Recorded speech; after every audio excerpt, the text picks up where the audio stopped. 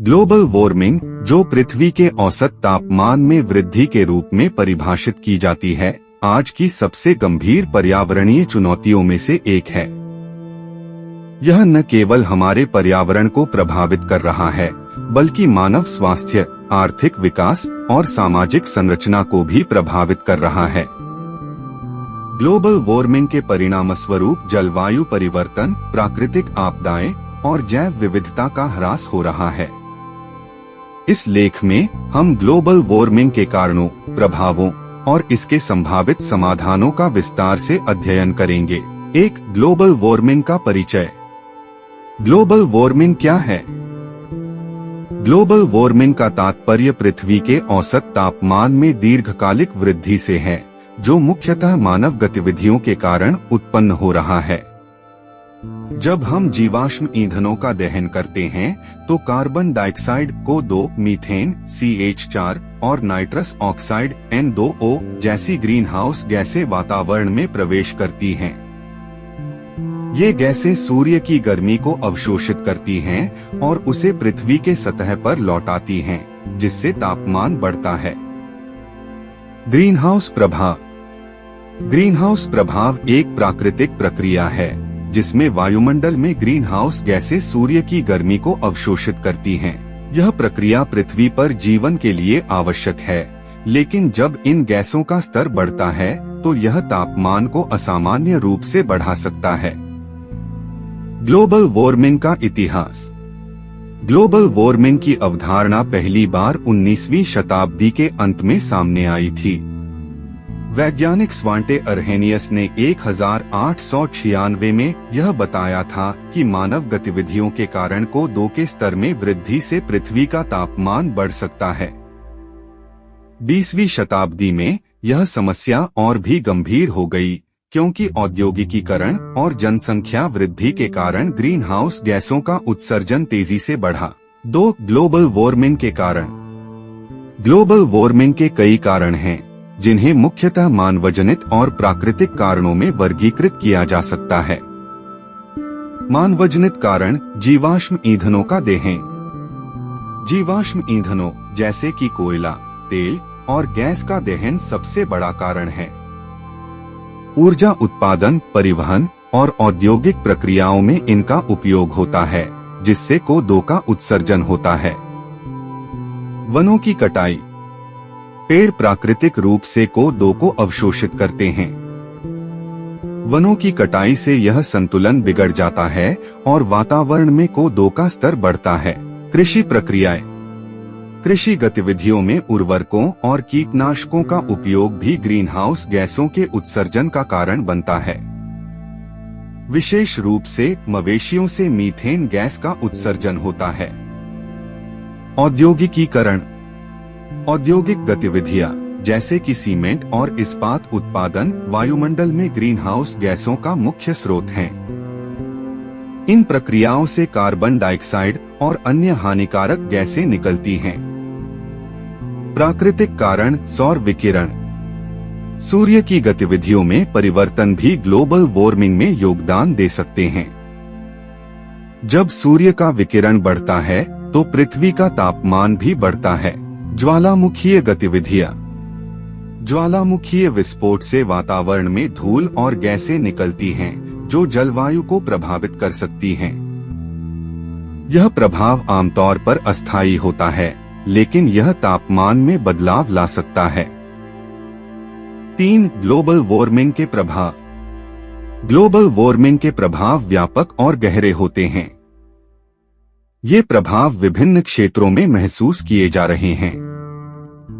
जलवायु परिवर्तन के कारण अत्यधिक मौसम की घटनाएं बढ़ रही हैं। गर्मी की लहरें और उच्च तापमान की घटनाएं बढ़ रही हैं, जिससे स्वास्थ्य समस्याएं और फसल उत्पादन में कमी हो रही है। बाढ़ और सूखा। कुछ क्षेत्रों में अधिक वर्षा के कारण बाढ़ आती है, जबकि अन्य क्षेत्रों में सूखा पड़ता है। यह असंतुलन कृषि उत्पादन को प्रभावित कर रहा है।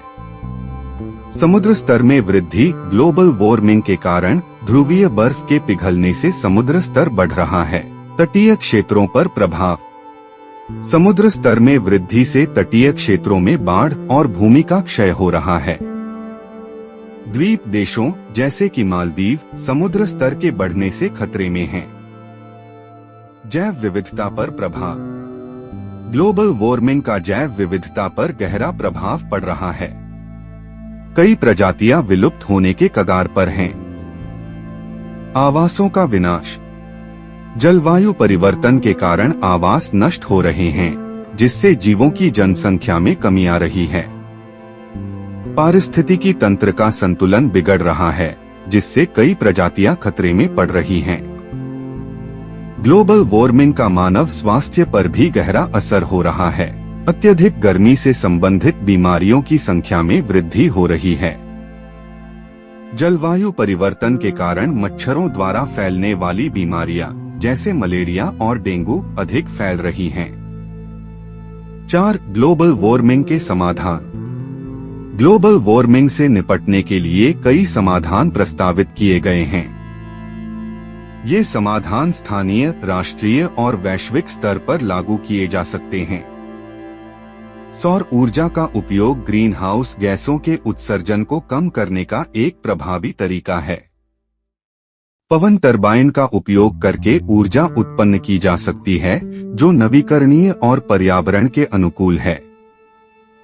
जल विद्युत भी एक नवीकरणीय ऊर्जा स्रोत है, जो जल प्रवाह से उत्पन्न होती है। यह ऊर्जा उत्पादन में ग्रीन हाउस गैस उत्सर्जन को कम करती है। वनों की पुनर्स्थापना। वृक्षारोपण और वनों की पुनर्स्थापना के माध्यम से वायुमंडल से कार्बन डाइऑक्साइड को अवशोषित किया जा सकता है। वनों का संरक्षण और उनकी देखभाल करना आवश्यक है, ताकि प्राकृतिक संतुलन बना रहे। ऊर्जा संरक्षण के उपायों को अपनाकर भी ग्लोबल वार्मिंग के प्रभाव को कम किया जा सकता है। ऊर्जा दक्षता को बढ़ाने से ग्रीन हाउस गैसों का उत्सर्जन कम किया जा सकता है। जल संरक्षण। जल की बर्बादी को रोकने और जल स्रोतों का संरक्षण भी ग्लोबल वार्मिंग के खिलाफ एक महत्वपूर्ण कदम है। 5. वैश्विक स्तर पर प्रयास। ग्लोबल वार्मिंग के खिलाफ वैश्विक स्तर पर कई प्रयास किए जा रहे हैं, जैसे कि पेरिस जलवायु संधि और क्योटो प्रोटोकॉल। पेरिस जलवायु संधि में देशों ने ग्रीन हाउस गैसों के उत्सर्जन को कम करने के लिए लक्ष्यों को निर्धारित किया है। क्योटो प्रोटोकॉल एक अंतर्राष्ट्रीय समझौता है, जिसमें विकसित देशों को ग्रीन हाउस गैसों के उत्सर्जन को कम करने के लिए बाध्य किया गया था। भारत का योगदान। भारत ने भी ग्लोबल वार्मिंग के खिलाफ कई कदम उठाए हैं, जैसे नवीकरणीय ऊर्जा के विकास और जलवायु परिवर्तन के प्रति जागरूकता बढ़ाने के लिए कार्यक्रम। 6. वैश्विक स्तर पर चुनौतियां। ग्लोबल वार्मिंग से निपटने में कई चुनौतियां हैं, जिनमें आर्थिक, राजनीतिक और सामाजिक पहलू शामिल हैं। आर्थिक चुनौतियां। विकास बनाम पर्यावरण। विकासशील देशों के लिए आर्थिक विकास और पर्यावरण संरक्षण के बीच संतुलन बनाना एक बड़ी चुनौती है। निवेश की कमी। नवीकरणीय ऊर्जा और अन्य पर्यावरण अनुकूल परियोजनाओं के लिए निवेश की कमी भी एक बड़ी चुनौती है। ग्लोबल वार्मिंग का समाधान अंतर्राष्ट्रीय सहयोग की आवश्यकता है, लेकिन विभिन्न देशों के बीच राजनीतिक मतभेद इसे कठिन बना रहे हैं। सकारात्मक नीतियों का निर्माण और कार्यान्वयन भी एक चुनौती है। लोगों में जलवायु परिवर्तन और उसके प्रभावों के प्रति जागरूकता की कमी भी एक बड़ी चुनौती है। जनसंख्या वृद्धि के कारण संसाधनों पर दबाव बढ़ रहा है, जो ग्लोबल वार्मिंग को बढ़ा रहा है। 7. व्यक्तिगत स्तर पर योगदान। ग्लोबल वार्मिंग से निपटने में व्यक्तिगत स्तर पर भी योगदान दिया जा सकता है।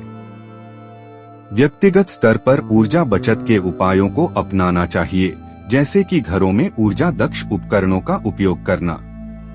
सस्टेनेबल परिवहन। सार्वजनिक परिवहन का उपयोग करना, कारपूलिंग करना और साइकिल चलाना जैसे विकल्पों को अपनाना चाहिए। वनों की रक्षा। व्यक्तिगत स्तर पर वृक्षारोपण और वनों की रक्षा में भी भागीदारी निभाई जा सकती है। ग्लोबल वार्मिंग एक गंभीर समस्या है, जिसका समाधान सरल नहीं है। लेकिन इसे रोकने के लिए हमें सामूहिक और व्यक्तिगत स्तर पर प्रयास करने होंगे।